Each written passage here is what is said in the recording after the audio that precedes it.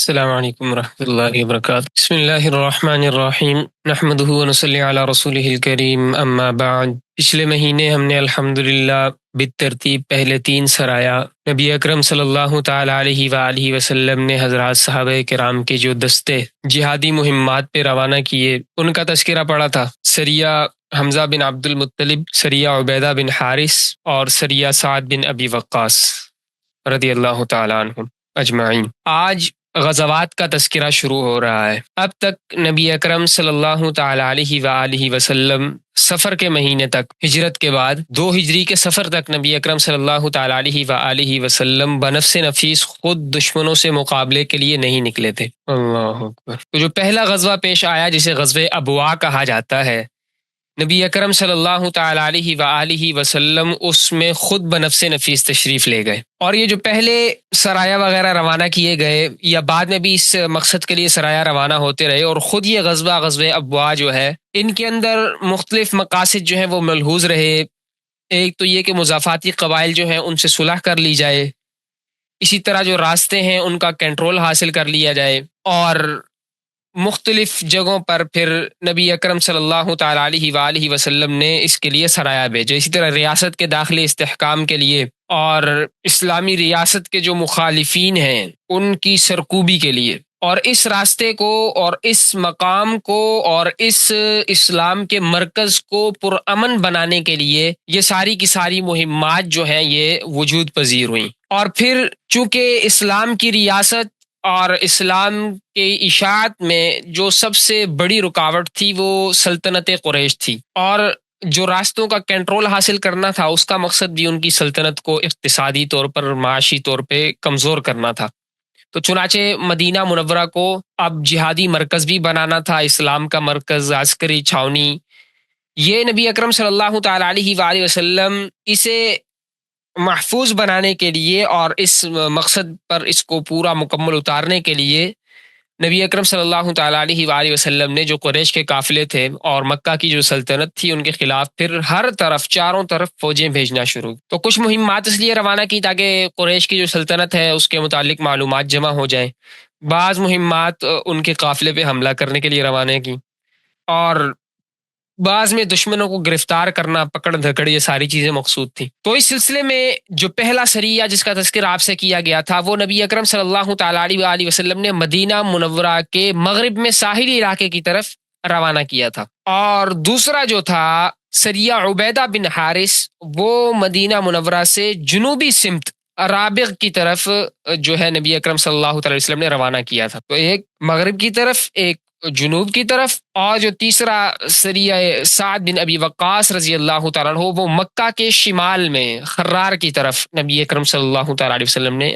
روانہ کیا۔ اللہ اکبر کبیرہ۔ اب غزوہ ابواء وہ پہلا غزوہ جس میں نبی اکرم صلی اللہ علیہ وسلم خود بنفس نفیس تشریف لے گئے۔ اس کے حوالے سے کچھ پہلے بھی آپ سے عرض کیا تھا، اور کچھ یہ تفصیل بھی عرض کی تھی کہ جو بڑا غزوہ بدر ہے اس سے پہلے جتنے غزوات اور سرایا ہوئے ہیں ان میں صرف مہاجرین صحابہ کرام کی تشکیل ہوئی۔ بہت سے اہل سیر یہ بات ذکر کرتے ہیں، اور اس کی وجہ عام طور پہ یہ بتائی جاتی ہے کہ جو مدینہ کے انصار تھے انہوں نے آپ صلی اللہ علیہ وسلم سے بیعت کی تھی کہ حضور مدینہ منورہ جو ہے وہ تشریف لے آئے، ہم مدینہ منورہ میں حضور کی حفاظت کریں گے۔ تو آپ صلی اللہ تعالی علیہ وسلم نے جو ہے وہ پھر خارجی مہمات میں انصار کو نہیں بھیجا۔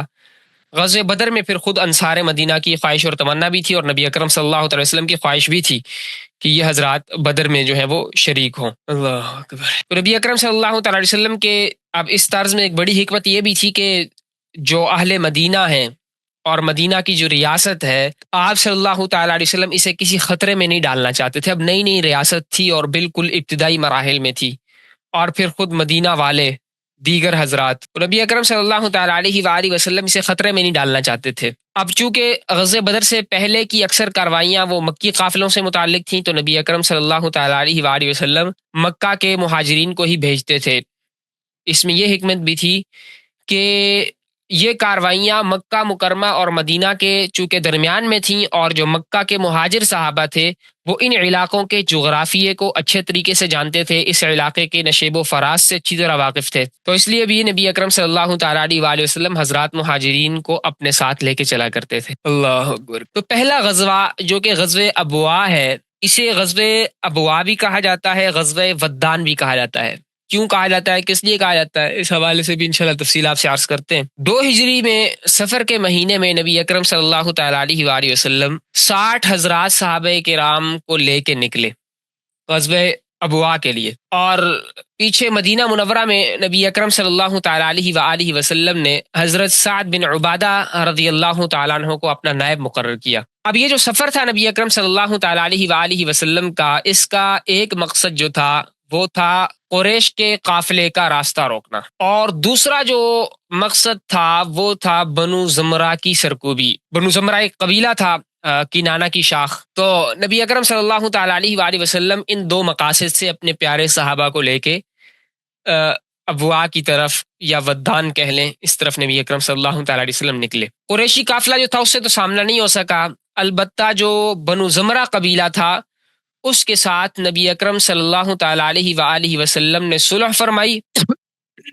ان کے ساتھ مسلمانوں کی صلح ہوئی، اور 15 دن کے لیے نبی اکرم صلی اللہ تعالیٰ علیہ وآلہ وسلم مدینے سے باہر رہے، اور پھر نبی اکرم صلی اللہ تعالیٰ علیہ وآلہ وسلم 15 دن کی غیبت کے بعد مدینہ منورہ واپس تشریف لے آئے۔ یہ جو بنو زمرہ سے معاہدہ ہوا تھا اس میں یہ طے ہوا تھا کہ جو بنو زمرہ ہیں وہ مسلمانوں کے خلاف کسی کی مدد نہیں کریں گے۔ باقاعدہ بتایا جاتا ہے کہ یہ جو عہد تھا باقاعدہ یہ لکھا گیا، اور مسلمان بھی ان کے خلاف وہ نہیں کریں گے، جنگ نہیں کریں گے، ان کی جان اور مالوں کو مسلمانوں کی طرف سے امان دے دی گئی، اور ان میں بھی کہا گیا کہ دشمنوں کے مقابلے میں انہیں مدد دی جائے گی جب تک دریائے صوفہ میں تری باقی ہے، یعنی جب تک دریا خشک نہیں ہوگا اس وقت تک یہ عہد رہے گا۔ مطلب یہ کہ ہمیشہ کے لیے رہے گا۔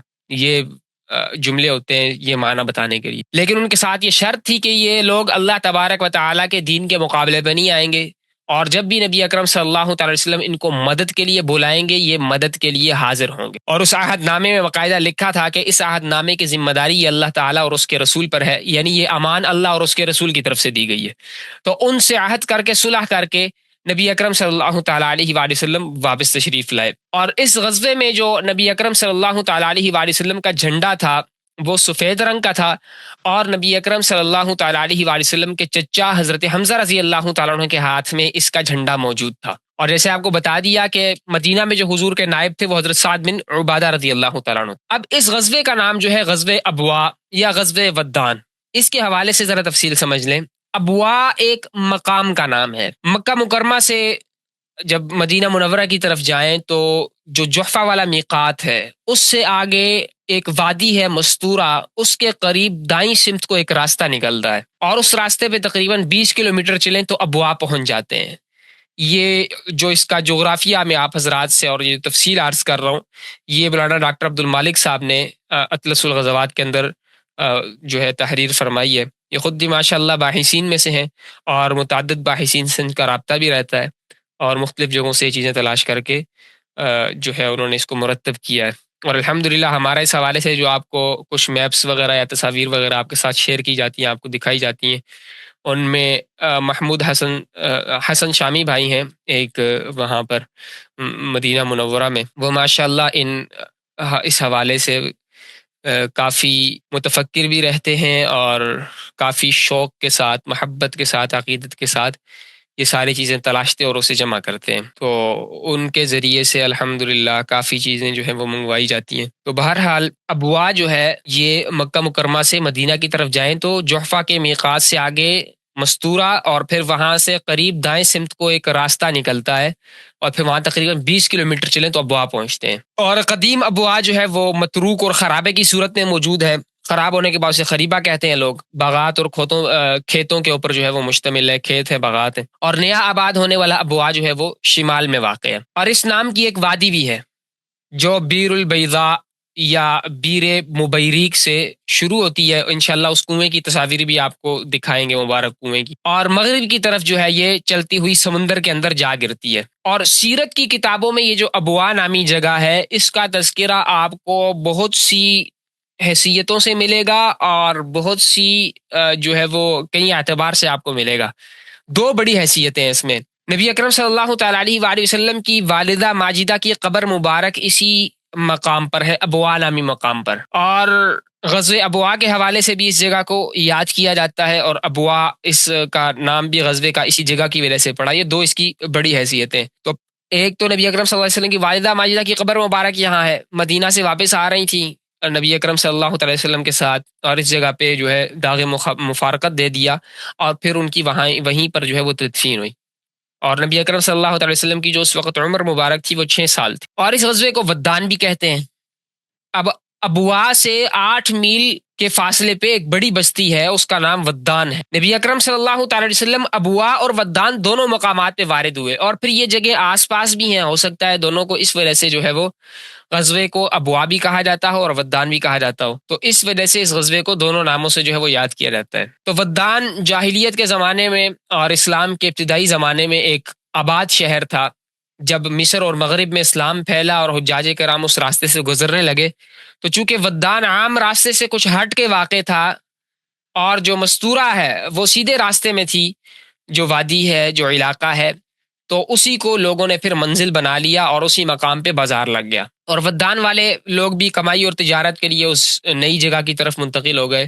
تو یوں جو ہے ودان ہے جو ہے وہ آبادی سے کٹ گیا، اور پھر دھیرے دھیرے اس کے آثار قدیمہ کی صورت جو ہے وہ اختیار کرنے لگا، دھیرے دھیرے اس کے آثار ختم ہونے لگے۔ تو بعض لوگ کہتے ہیں کہ مستورہ ہی یہ قدیم ودان ہے جو وادی مستورہ ہے۔ تو بہرحال یہ گمان غلط ہے، بہت سے لوگوں نے اس کو رد بھی کیا ہے، جیسے کہ شیخ بلادی رحمۃ اللہ علیہ جو کہ مشہور مورخ ہیں، انہوں نے لکھا ہے کہ ودان، بعض لوگوں کا گمان ہے کہ ودان جو ہے وہ آج کل جو مستورہ سے مشہور ہے وہی ودان ہے، تو کہتے ہیں نہیں، ودان کا وجود جو ہے وہ مٹ چکا ہے، اور اس کے کچھ آثار وہ حرہ ابوا کے بلند حصے میں نظر آتے ہیں جب نرم علاقے میں آپ اتریں۔ یہ میرے خیال سے ساری آپ کو ایسے ہی دماغ پہ ایسے زور زور سے بج رہی ہوں گی یہ چیزیں۔ میں آپ کو پہلے ایک ویڈیو دکھا دیتا ہوں غزوہ ابوا کے مقام کے حوالے سے، پھر انشاءاللہ تبارک و تعالیٰ دیگر اس کے حوالے سے گفتگو کرتے ہیں۔ یہ ویڈیو ایک منٹ میں آپ سے شیئر کرتا ہوں ذرا ٹیکنیک۔ یہ مقام دیکھیں، اللہ اکبر کبیرہ۔ یہاں نبی اکرم صلی اللہ تعالیٰ علیہ وآلہ وسلم کا متعدد مرتبہ سفر ہوا اس وادی سے۔ یہ جو ابھی آپ کو یہ کالے کالے پتھر، یہ جو اونچی جگہ نظر آ رہی ہے، اسے حرہ ابوا کہا جاتا ہے۔ یہ جو جگہ ہے یہ حرۃ الابوا ہے۔ تو اور اس کے یہ جو بائیں طرف آپ کو نظر آ رہا ہے یہ مستورہ ہے، وادی مستورہ، یہ حرۃ الابوا ہو گیا۔ حرہ کہا جاتا ہے پتھریلی زمین، جلی ہوئی زمین، کالے پتھروں والی زمین، تو یہ حرہ ہے، اور اس کے بائیں طرف یہ مستورہ ہے، وادی مستورہ۔ اسی میں تھوڑا پیچھے چل کے آگے جائیں اگر کافی، تو آگے جا کے وہاں پر نبی اکرم صلی اللہ تعالیٰ علیہ وآلہ وسلم کی والدہ مبارکہ کی قبر موجود ہے، اسی وادی مستورہ سے آگے۔ یہ ابوا کا ہی ایریا ہے، یعنی جو آگے شمار ہوتا ہے، اور یہ حرۃ الابوا ہے، اور کافی پیچھے سے شروع ہو رہا ہے، اور جہاں سے یہ آپ کو ویڈیو بنتی نظر آ رہی ہے یہاں پر تقریباً آ کے اس کا جو ہے وہ اینڈ ہوتا ہے۔ اب دوسری طرف سے آپ کو انشاءاللہ تبارک و تعالیٰ دکھاتے ہیں۔ تو بائیں طرف یہ ہو گئی تھی وادی مستورہ، اور دائیں طرف یہ جو وادی ہے یہ وادی حمامہ ہے، اور یہ حرۃ الابوا ہے جو سامنے آپ کو یہ اونچی جگہ نظر آ رہی ہے۔ اللہ اکبر۔ ان مقامات سے حضور کئی مرتبہ گزرے، حضور کے پیارے صحابہ کرام رضوان اللہ تعالیٰ علیہ مجمعین کا متعدد مرتبہ جو ہے گزر ہوا، اور یہ لشکر حضور کے پیارے صحابہ کی عظیمت کے یہ مقامات جو ہیں وہ گواہ ہیں۔ یہ وادی حمامہ دائیں طرف کی تھی، اور یہ پچھلی طرف سے اب یہ دکھا رہے ہیں، یہ جو سامنے آپ کو جگہ نظر آ رہی ہے یہ جہاں پہ جا کے یہ حرہ ختم ہو رہا ہے، حرہ ابوا جو آپ کو بتلایا تھا، یہ مقام ہے غزوہ ودان کا، جسے غزوہ ابوا بھی کہا جاتا ہے، غزوہ ودان بھی کہا جاتا ہے۔ یہاں پر جنگ کی نوبت تو نہیں آئی تھی، لیکن یہاں پر بنو زمرہ سے معاہدہ ہوا اور دیگر معاملات ہوئے، اسلامی لشکر یہاں پہنچا، تو اس وجہ سے اس وادی کو جو ہے وہ یاد کیا جاتا ہے۔ اب دیکھیں یہاں کوئی بلڈنگ وغیرہ موجود نہیں ہے، بالکل وہی پرانے مناظر، وہی سب کچھ۔ انسان جب جاتا ہے تو اللہ تبارک و تعالیٰ ہم سب کو لے جائیں، بار بار لے جائیں، تو ان مقامات کو انسان اگر دیکھے تو انسان کو ایک وہ احساس ہوتا ہے، وہ روحانیت، وہ سارا سلسلہ انسان کے ذہن میں۔ تو بہرحال اب میں آپ سے یہی عرض کر رہا تھا، یہ اس طرف بائیں طرف اس کے مستورہ ہے، دائیں طرف وادی حمامہ ہے، اور یہ درمیان میں جو ہے یہ حرہ ابوا ہے۔ اور جس طرف سے ویڈیو بن رہی ہے جو آخر میں آپ کو دکھایا تھا وہ پچھلی طرف، وہ غزوہ ابوا کی اور غزوہ ودان کی جگہ ہے۔ اور الابوا اور ودان ان دونوں مقامات کے بارے میں ایک ویب سائٹ ہے، قدیم آثار سے متعلق تحقیقات اس میں شائع ہوتی ہیں، فریق الصحراء۔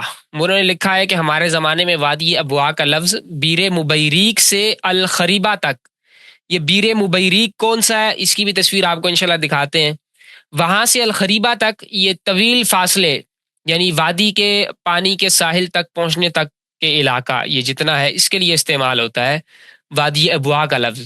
لیکن ابوا اصل میں وادی کے لیے استعمال نہیں ہوتا تھا، بلکہ بیر مبیریک کے قریب کے علاقے کے لیے استعمال ہوتا تھا جہاں مسافر پڑاؤ کرتے تھے، اور وادی وہ خاص طور پہ اس کے نیچے تھی جسے ودان کہا جاتا تھا۔ تو ابوا جو ہے یہ وادی کے لیے استعمال نہیں ہوتا تھا، بلکہ بیر مبیریک کے قریب کے علاقے کے لیے استعمال ہوتا تھا جہاں مسافر پڑاؤ کرتے تھے، اور وادی جو ہے وہ خاص طور پہ اس کے نیچے تھی جسے ودان کہا جاتا ہے۔ اور اس کے بعد اوپر کے علاقے کو الابوا اور نیچے کا علاقہ قریہ ودان کہلایا جانے لگا۔ پھر جب ودان گاؤں کو بھی چھوڑ دیا گیا تو اسے الخریبہ کہا گیا اور الابوا پوری وادی کا نام پڑ گیا۔ تو یہ انہوں نے تفصیل کے ساتھ اس میں بتلایا ہے۔ اب قدیم زمانے میں جو طریق الانبیاء تھا، حضرات صحابہ کرام، حضرات انبیاء کرام علیہ السلام سے منسوب طریق الانبیاء، وہ ابوا کے علاقے سے گزرتا تھا، اور حجاج کرام اور مسافرین یہاں پہ قیام کرتے تھے۔ نبی اکرم صلی اللہ تعالیٰ علیہ وسلم بھی متعدد مرتبہ اس علاقے سے گزرے۔ بچپن کے حوالے سے جیسے آپ سے عرض کیا، 6 سال عمر تھی، اپنی والدہ ماجدہ کے ساتھ جا رہے ہیں اور والدہ ماجدہ کا جو انتقال ہو گیا۔ پھر اسی طرح غزوہ ابوا میں یہاں سے گزر، غزوہ حدیبیہ میں بھی گزر ہوا، عمرۃ القضاء میں بھی، فتح مکہ، حجۃ الوداع، ان تمام مواقع پر نبی اکرم صلی اللہ تعالیٰ علیہ وسلم ان علاقوں سے گزرے۔ اب بار بار اس علاقے کو نبی اکرم صلی اللہ تعالیٰ علیہ وسلم کی قدم بوسی کا شرف حاصل ہوا ہے، تو اسی لیے اس علاقے میں عجیب نورانیت اور یہاں نبی اکرم صلی اللہ تعالیٰ علیہ وسلم سے منسوب متعدد آثار اور مساجد کا تذکرہ بھی ملتا ہے۔ اللہ اکبر کبیرہ۔ اب یہ جو بیر مبیریک ہے، اس کو بیر البیضاء بھی کہا جاتا ہے۔ یہی وہ جگہ ہے جس کے متعلق آپ کو بتایا تھا کہ بیر مبیریک سے لے کے الخریبہ تک یہ جو فاصلہ ہے یہ سارا ابوا کہلاتا ہے۔ تھوڑا انتظار فرمائیں، پتہ نہیں کیا معاملہ بن گیا، کافی چیزیں یہاں پر سیو رکھی ہوئی تھیں اور اب یہاں پر موجود نہیں ہے۔ یہ بیر مبیریک کا مقام ہے، یہ جو آپ کو گوگل ارتھ کے اوپر وہ پن کر کے دکھایا ہے، اس کی تصاویر بھی ابھی آپ سے شیئر کرتے ہیں، فوٹوز۔ یہ بیر مبیریک ہے۔ اب یہ جو نسبت ہے اس کو نبی اکرم صلی اللہ تعالیٰ علیہ وسلم سے بھی نسبت ہے اس کنویں کو۔ یہ جو کنواں ہے یہ قافلوں کے قدیم راستے پہ واقع ہے اور نبوی کنویں میں سے ہے، یعنی اس کنویں پہ نبی اکرم صلی اللہ تعالیٰ علیہ وسلم کا گزر بھی ہوا ہے، اور اس کے قریب ایک مسجد الرمادہ ہے جو نبی اکرم صلی اللہ تعالیٰ علیہ وسلم کی طرف منسوب ہے۔ یہ انٹرنیٹ پتہ نہیں کیوں اتنا مسئلہ کر رہا ہے۔ یہ دیکھیے، یہ اس کنویں کی تصویر ہے، نبی اکرم صلی اللہ تعالیٰ علیہ وسلم کا اس کنویں پر سے گزر ہوا، اور اس کے قریب ایک مسجد الرمادہ، وہ بھی نبی اکرم صلی اللہ تعالیٰ علیہ وسلم سے منسوب ہے۔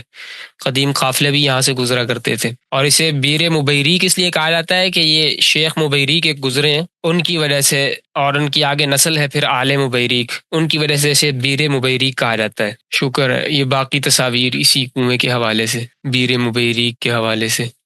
اللہ اکبر۔ بندہ ان مقامات کو دیکھے تو صرف محض ایک تصویر کی نظر سے نہ دیکھے، بلکہ ایک مسلمان جب بھی دیکھتا ہے تو یقیناً اسے وہ سب کچھ، وہ سارے مناظر، وہ سارے تذکرے یاد آ جاتے ہیں، نبی اکرم صلی اللہ تعالیٰ علیہ وآلہ وسلم کی جڑی ہوئی ان سے الفتیں۔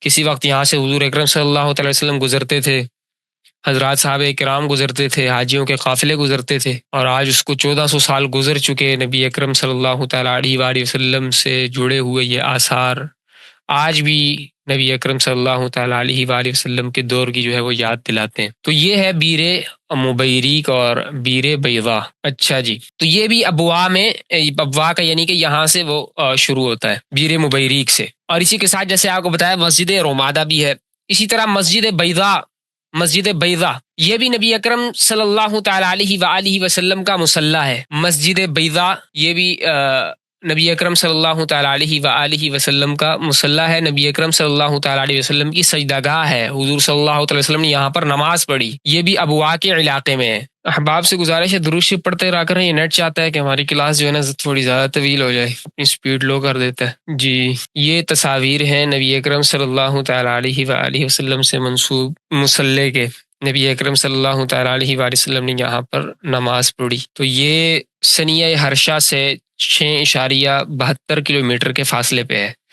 یہ بھی وادی ابوا سے منسوب ایک مصلی رسول صلی اللہ تعالیٰ علیہ وآلہ وسلم ہے۔ اس کے علاوہ اسی ابوا سے منسوب ایک جگہ مسجد عقبہ ہرشہ ہے، ہرشی اسے کہا جاتا ہے، مسجد عقبہ ہرشی، اور یہاں پر بھی نبی اکرم صلی اللہ علیہ وسلم کی سجدہ گاہ موجود ہے۔ تو اب یہ ثنیہ ہرشہ یہ ابوا سے جنوب مشرق میں 11 کلومیٹر کے فاصلے پہ ہے، اور اس ٹیلے سے حضرت سیدنا یونس علیہ السلام، سیدنا موسیٰ علیہ السلام کا بھی گزر ہوا تھا، اور جو مسجد ہے اس کے نشانات اس وقت ابھی بھی جو ہے وہ موجود ہیں، اور جو مسجد کا مقام ہے اس پر پتھر لگا کے نشاندہی کی گئی ہے۔ تو یہ آپ کو ذرا دکھا دیتے ہیں اس کی تصاویر، یہ دیکھیں، یہ جو مسجد حنود البلادی کے نام سے یہ آپ کو انٹرنیٹ پہ ملتی ہے۔ نبی اکرم صلی اللہ تعالیٰ علیہ وسلم سے منسوب یہ بھی مصلی ہے، اور اس کے ساتھ ہی ایک آپ کو چھت ایک مسجد نظر آئے گی جس کی چھت بھی ہے، وہ مصلی والی جگہ نہیں ہے بلکہ مصلی کی جگہ کو الگ سے لوگوں نے پتھر لگا کے اس کی نشاندہی کی ہوئی ہے۔ یہ تصاویر اپلوڈ ہو جائیں پھر انشاءاللہ آپ سے اس کے حوالے سے عرض کرتا ہوں، بھول جائیں۔ یہ دیکھیں آپ کو یہ مسجد نظر آ رہی ہوگی وہ سامنے، یہ مصلی رسول نہیں ہے بلکہ یہ اس کے قریب ہے، اور اس کے قریب میں ہی اگر آپ گوگل میپ پہ انشاءاللہ آپ کو دکھاتا ہوں پھر وہاں سے آپ کو سمجھ میں آئے گی، یہ مسجد کے اندر داخل ہونے کا راستہ ہے، یہ دور سے وہ مسجد نظر آ رہی ہے، اور یہ ساری جگہ نبی اکرم صلی اللہ علیہ وسلم کی قدم بوسی کا ان جگہوں کو شرف حاصل ہے۔ یہ قریب وہ جو مصلی بنا ہوا ہے اس مسجد کے قریب جہاں نبی اکرم صلی اللہ تعالیٰ علیہ وسلم سے منسوب مصلی کی جو نشاندہی کی گئی ہے، یہ وہ مقام ہے۔ اللہ اکبر۔ تو یہ ساری اسی طرح کی تصاویر ہیں، آپ یہ دیکھیں گوگل میپ پہ، یہ گوگل ارتھ پہ، یہ جس طرف مسجد کا قبلہ ہے نا، یہ مسجد کا قبلہ ہے، اور یہ قریب میں یہ مصلی ہے، یہ جہاں پر ایرو میں گھما رہا ہوں، یہ مصلی کی جگہ ہے۔ نبی اکرم صلی اللہ تعالیٰ علیہ وسلم کے مصلی کو یہ پتھر لگا کے یہ اس کی نشاندہی کی گئی ہے، اگر تصاویر میں دیکھنا ہو تو اس میں واضح طور پہ نظر بھی آ رہا ہے، یہ دیکھیے۔ بہرحال اللہ اکبر۔ اسی طرح ایک مسجد ابوا کا تذکرہ ملتا ہے، مسجد ابوا، اس جگہ نبی اکرم صلی اللہ تعالیٰ علیہ وسلم نے حجۃ الوداع کے سفر میں بھی نماز پڑھی تھی، اور یہ مسجد جو ہے یہ مکہ مکرمہ کی طرف جانے والے راستے پہ بائیں طرف تھی۔ نبی اکرم صلی اللہ علیہ وسلم ابوا سے چلے تو آگے جا کے کیکر کے درخت کے نیچے حضور نے آرام فرمایا اور نماز پڑھی۔ حضرت عبداللہ بن عمر رضی اللہ تعالیٰ عنہما بھی یہاں سے گزرتے جب، تو وہ اس جگہ سے یہاں پہ جہاں نبی اکرم صلی اللہ تعالیٰ وسلم نے نماز پڑھی تو وہ بھی یہاں پہ نماز پڑھتے، اور اس درخت کے نیچے آ کے سنت زندہ کرنے کے لیے تھوڑی دیر بیٹھتے، وہ جو کیکر کا درخت تھا، اور سفر کے دوران اس درخت کی جڑ کے اندر پانی بھی ڈالتے تھے۔ حضرت عبداللہ بن عمر رضی اللہ تعالیٰ عنہما جو کہ عاشق آثار تھے، نبی اکرم صلی اللہ علیہ وسلم کے آثار کے عاشق تھے، وہ صحابی عبداللہ بن عمر رضی اللہ تعالیٰ عنہما، تو وہ بھی جب یہاں سے گزرتے تھے تو ان کی کوشش ہوتی تھی جہاں حضور بیٹھے ہیں جہاں حضور نے نماز پڑھے تو یہاں آ کے وہ نماز پڑھتے تھے، اور اس درخت کے نیچے آ کے سنت زندہ کرنے کے لیے تھوڑی دیر بیٹھتے تھے۔ تو سفر کے دوران اس درخت کی جڑ میں پانی بھی ڈالتے تھے تاکہ یہ درخت باقی رہے، اور ہم اس مقام پہ نبی اکرم صلی اللہ تعالیٰ علیہ وآلہ وسلم کی یادگار سے لطف اندوز بھی ہوتے رہیں۔ تو موجودہ دور کے جو لوگ ہیں، متعدد باحثین ہیں، انہوں نے کہا ہے کہ یہ جو مسجد آپ کو نظر آ رہی ہے تصاویر میں، یہ آپ کو تصویر، یہ جو مسجد ہے مسجد القرین کہا جاتا ہے، متعدد باحثین یہ بتاتے ہیں کہ یہی وہی مسجد ابوا ہے۔ تو بالکل وادی ابوا کے درمیان میں قرین کے اندر یہ مسجد واقع ہے، اور اس کی تاریخی اہمیت کو واضح کرنے کے لیے اس کے پاس ایک کتبہ بھی لگایا ہوا ہے، تو اس میں لکھا ہوا ہے باقاعدہ کہ 1360 تک یہاں پہ نمازیں جو ہے وہ ہوتی رہی ہیں اس مسجد میں۔ یہ اس کے جو چار دیواری وغیرہ اور جو کچھ آثار اس کے باقی ہیں وہ نظر آ رہے ہیں، یہ تار ہے اس کے سائیڈوں پر، یہ کتبہ وغیرہ جو ہے یہاں پر لگایا ہوا ہے۔ تو بہرحال نبی اکرم صلی اللہ تعالیٰ علیہ وسلم سے منسوب یہ ایک مصلی ہے جہاں نبی اکرم صلی اللہ علیہ وسلم نے نماز پڑھی۔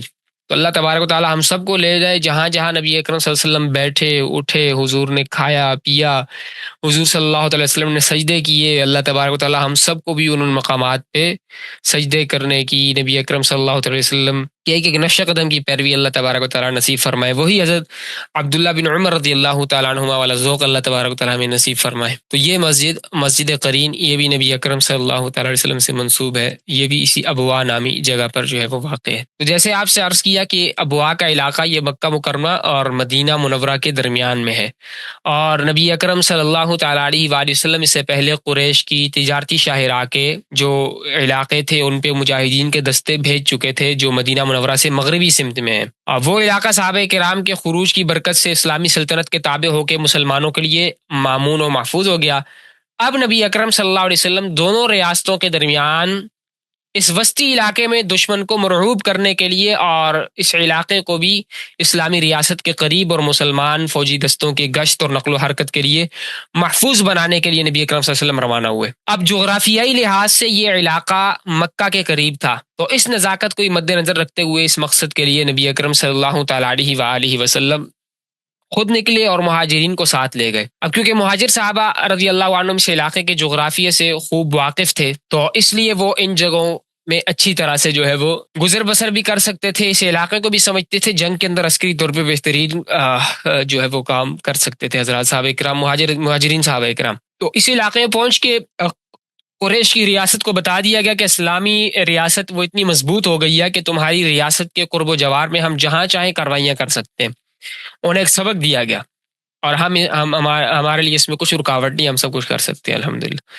تو یہاں نبی اکرم صلی اللہ علیہ وسلم نے اس علاقے کے جو بڑا قبیلہ تھا، قبیلہ بنو زمرہ، اسے بھی اپنا ہم نوا اور حلیف بنایا. تو بنو زمرہ یہ مکہ مکرمہ اور مدینہ منورہ کے درمیان ایک مضبوط قبیلہ تھا. بنو غفار جو ہے وہ اسی کی شاخ ہے، اور ودان جو کہ اس راستے کا بڑا آباد شہر تھا، یہاں ان کی آبادی تھی، اور بھی کئی علاقوں میں ان کی آبادی تھی، رابغ میں، جحفہ میں، اکثر علاقوں میں یہ آباد تھے. تو اس پورے علاقے کو نبی اکرم صلی اللہ علیہ وسلم نے اپنی حکمت عملی سے اسلامی ریاست کے موافق کر لیا، اور یہ جو عسکری اتحاد ہوا یہ اسلامی ریاست کے لیے کافی اہمیت کا حامل تھا. اور اس قبیلے میں اسلام کی راہ جو ہے ہموار ہوئی. اسی قبیلے کے ایک صحابی حضرت عمر بن امیہ ضمری رضی اللہ تعالیٰ عنہ کو نبی اکرم صلی اللہ علیہ وسلم نے نجاشی کی طرف، بادشاہ جو تھا حبشہ کا، اس کی طرف اسلام کا سفیر بنا کے بھیجا تھا. تو یہ ہے غزوہ ابوا. اور غزوہ ابوا اور مقام ابوا، مقام ودان، نبی اکرم صلی اللہ تعالیٰ علیہ وسلم سے یہ منسوب یہ جگہ ہیں. اللہ اکبر. نبی اکرم صلی اللہ تعالیٰ علیہ وسلم کی والدہ مبارکہ کی، والدہ ماجدہ کی قبر، جیسے آپ سے عرض کیا تھا کہ آپ اگر وہاں سے آگے چلیں تو آگے چل کر، ایک سیکنڈ، اللہ کرے یہاں پر بھی تصویر موجود ہو گئی. یہ تقریباً قبر مبارک کے مقام کی جگہ ہے. اللہ اکبر. بہرحال حضور اکرم صلی اللہ تعالیٰ علیہ وسلم کا یہاں پر بچپن گزرا، بچپن میں یہاں سے سفر کیا، بلکہ یہاں سے سفر کیا نبی اکرم صلی اللہ تعالیٰ علیہ وسلم نے، اور راستے میں والدہ محترمہ کا جو ہے وہ انتقال ہو گیا تھا.